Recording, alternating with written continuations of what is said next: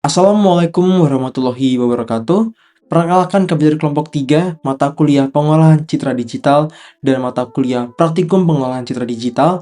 Kami akan mempresentasikan hasil UAS proyek kami mengenai sistem otomatis berbasis image processing untuk klasifikasi mineral pertambangan. Sebelum itu, kami akan memperkenalkan diri terlebih dahulu. Saya mewakilkan anggota kelompok 3. Yang pertama di sini adalah Ariel Ardiansyah dengan NIM akhir 092. Saya sendiri Gerald Bradley dengan NIM akhir 084. Lalu ada Rido Anugrah Irahi dengan NIM akhir 084 serta Agung Waniarno dengan NIM akhir 096. Kita langsung masuk saja ke daftar isi yang akan dibacakan ataupun dibahas selama presentasi ini berlangsung. Yang pertama ada bab 1 pendahuluan, bab 2 tinjauan pustaka kami, bab 3 metodologi penelitian kami, bab 4 hasil dan pembahasan dari proyek kami, yang terakhir adalah bab 5 kesimpulan dan saran dari proyek kami. Kita masuk yang pertama ke pendahuluannya. Sektor pertambangan membutuhkan proses identifikasi dan klasifikasi mineral yang cepat dan akurat karena berpengaruh langsung terhadap estimasi cadangan, proses pemisahan dan nilai ekonomi komoditas. Metode konvensional seperti identifikasi visual oleh ahli geologi bersifat subjektif dan tidak konsisten, sedangkan pengujian laboratorium walaupun akurat memerlukan biaya tinggi, waktu lama dan bersifat destruktif, sehingga kurang mendukung pengambilan keputusan secara real time. Sebagai solusi, penelitian ini mengusulkan sistem klasifikasi mineral otomatis berbasis image processing dan deep learning menggunakan pendekatan transfer learning efisien net B0. Model ini dikembangkan untuk mengklasifikasikan 87 jenis mineral dari citra visual dengan menerapkan data augmentation, class weight untuk menangani ketidakseimbangan data, serta optimasi pada fully connected layer guna meningkatkan akurasi dan generalisasi model sebagai alat bantu klasifikasi non-destruktif di industri pertambangan.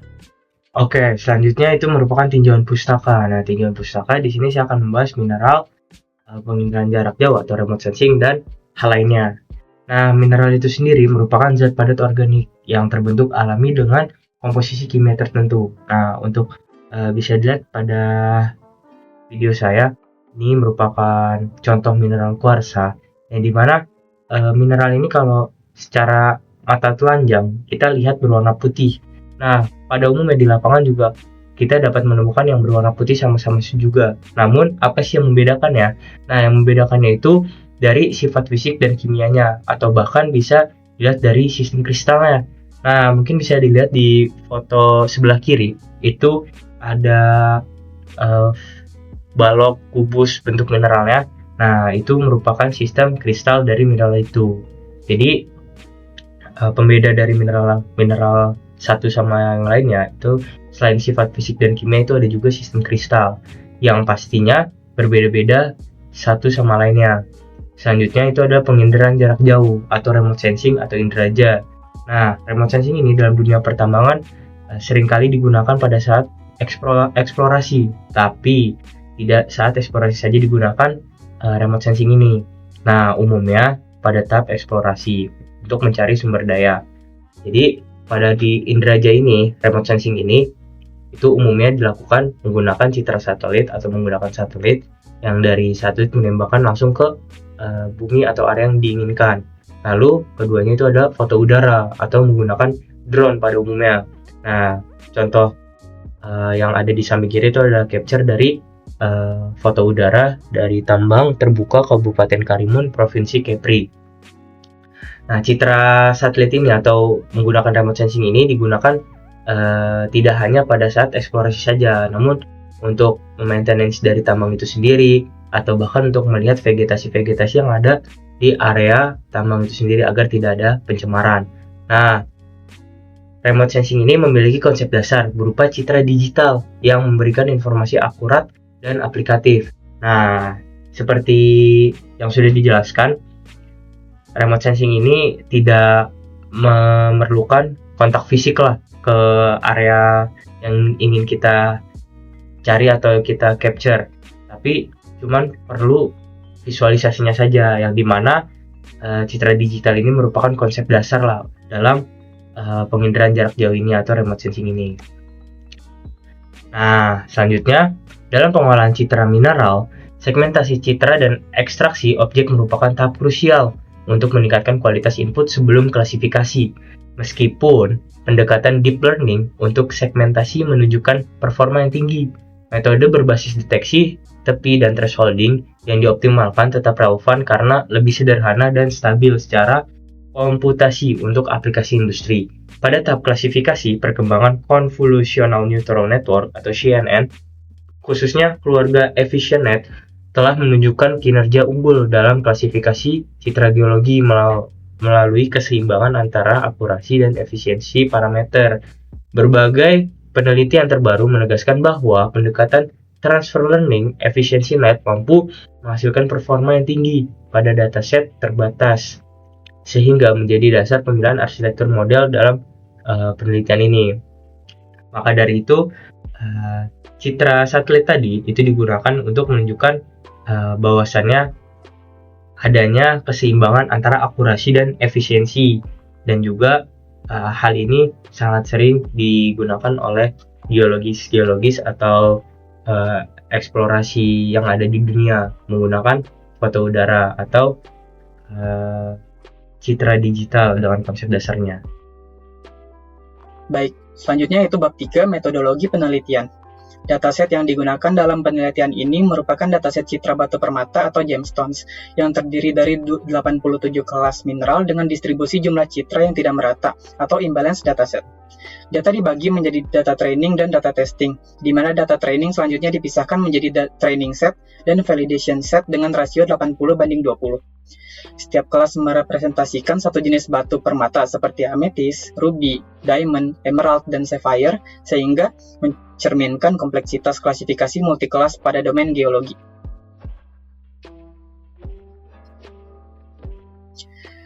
Tahap pra-pemrosesan data diawali dengan pembacaan citra menggunakan OpenCV, pengubahan ukuran awal menjadi 336x336 piksel, serta konversi format warna dari BGR ke RGB. Untuk memfokuskan citra pada objek mineral dan mengurangi pengaruh latar belakang, diterapkan Canny Edge Detection yang diikuti dengan Content-Aware Cropping berbasis bounding box. Untuk flowchart dari bounding box sendiri dapat dilihat pada gambar sebelah kiri, sehingga dihasilkan citra terstandarisasi berukuran 224x224x3. Seluruh label kelas kemudian dikodekan secara numerik agar dapat diproses oleh model pembelajaran mesin. Untuk mengatasi ketidakseimbangan data pada training set, penelitian ini menerapkan class weighting dengan metode balance, sehingga kelas dengan jumlah sampel yang lebih sedikit memiliki kontribusi kesalahan yang lebih besar selama pelatihan. Selain itu, data augmentation diterapkan hanya pada data training untuk meningkatkan generalisasi model, meliputi rotasi, zoom, pergeseran posisi, shear transformation, dan horizontal flip. Seluruh citra baik training, validation, maupun test juga melalui proses standarisasi nilai pixel agar sesuai dengan format input model EfficientNet.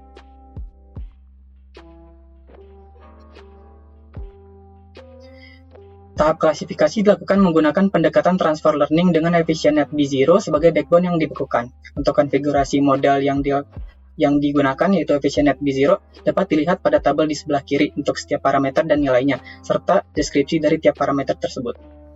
Kemudian ditambahkan custom classification head berupa global average pooling, dropout, dan dense layer dengan aktivasi softmax untuk 87 kelas.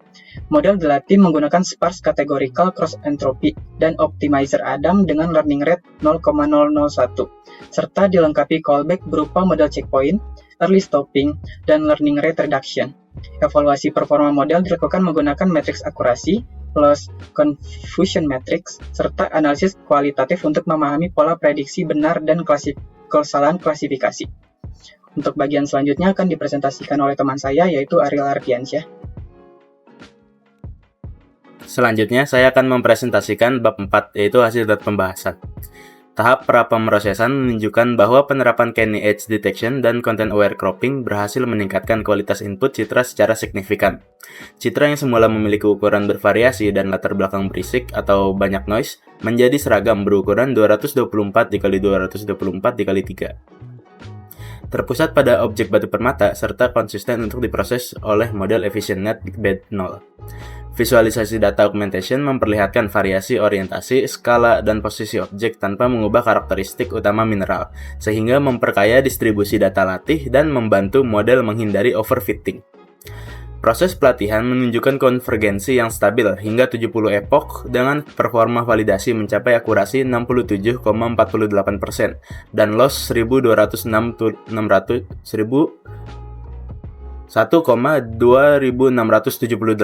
jauh di atas baseline tebakan acak pada 87 kelas. Confusion matrix didominasi oleh nilai diagonal, menandakan mayoritas kelas terklasifikasi dengan benar. Sementara kesalahan tersebar tipis antar kelas yang memiliki kemiripan visual. Hasil ini menunjukkan bahwa pendekatan transfer learning EfficientNet B0 efektif dalam mempelajari representasi visual mineral pada dataset terbatas, dengan generalisasi yang masih terjaga meskipun backbone dibekukan dan pelatihan dilakukan pada CPU. Lalu selanjutnya saya akan mempresentasikan notebook kami di Visual Studio Code. Berikut adalah script notebook kami. Dengan nama script pcdml model.ipynb, pertama, pada sel pertama kami melakukan import beberapa dependencies library yang kami butuhkan, yaitu dia ada OS, Matplotlib, Seaborn, Computer Vision, Random, NumPy, TensorFlow, dan Scalar. Lalu dilakukan untuk pengecekan apakah dependencies tersebut benar-benar ada. Setelah berhasil, lalu selanjutnya adalah kita memasukkan gambar-gambar ke dalam variabel. Untuk pertamanya adalah dicari terlebih dahulu lokasi path gambar di dalam directory. Lalu dimasukkan per kelasnya. Dan setelah itu diberi label train data dan test data. Dan ditampilkan. Selanjutnya ditampilkan secara bar plot. Terlihat untuk train datanya bervariasi, tidak semuanya memiliki data yang sama. Dan untuk tes datanya, meskipun ada beberapa yang berjumlah lebih, tetapi sebagian besar berjumlah 4 gambar. Setelah itu diterapkan image size dan path-nya. Train direksi adalah variabel untuk direktori gambar yang pelatihan. Setelah itu dibuat fungsi membaca gambar label.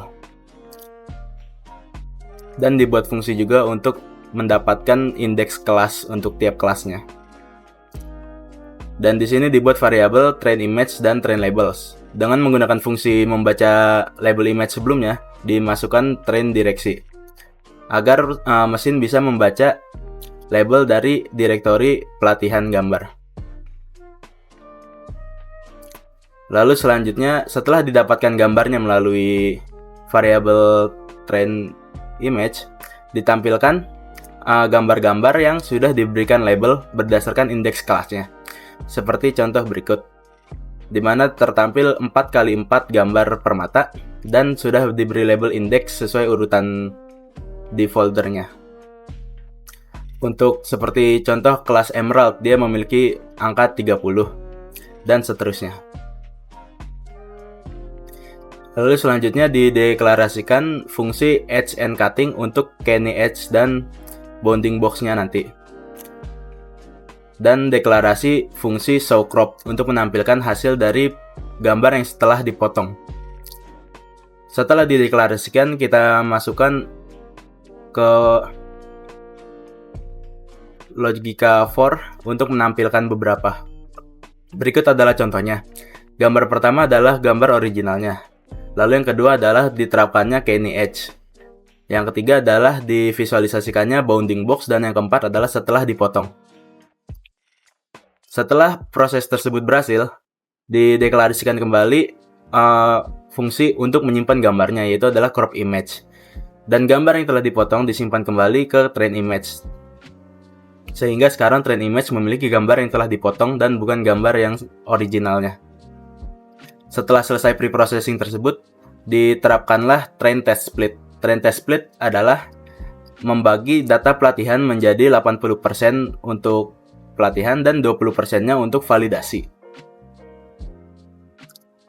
Lalu dilakukan verifying label mapping dan menghitung bobot kelas, untuk menghitung bobot dari setiap kelas. Setelah itu untuk pengecekan sebelum pelatihan model, diperiksakan device lokalnya. Lalu ada import dependency yang belum diimportkan di atas. Lalu ini adalah parameter untuk pelatihannya nanti, di mana ada filter 32, kernel size 3, max pool 2, epoch 70, batch size-nya 32, dan sisanya iter per epoch dan valuasi per epoch. Nah, lalu ini adalah model yang dibangun untuk kami gunakan, di mana kami menggunakan transfer learning dari EfficientNet B0.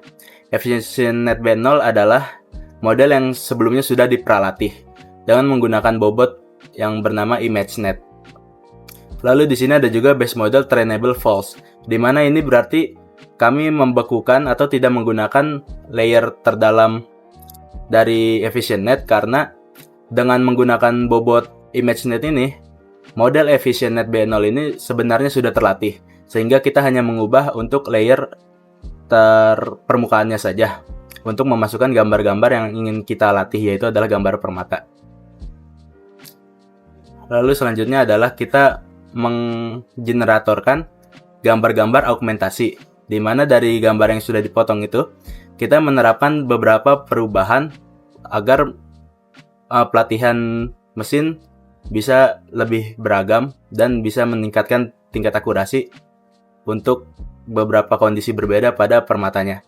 Yaitu adalah kita menerapkan rotasi dari gambar, zoom gambar, pergeseran X-axis, pergeseran Y-axis, shear transformation, dan horizontal flip. Setelah itu dibuat gambarnya dan ditampilkan. Berikut adalah contohnya, di mana originalnya ada seperti ini. Lalu untuk augmentasinya sendiri tidak urut yang saya katakan sebelumnya, dari 1 dan 6. Seperti inilah hasilnya.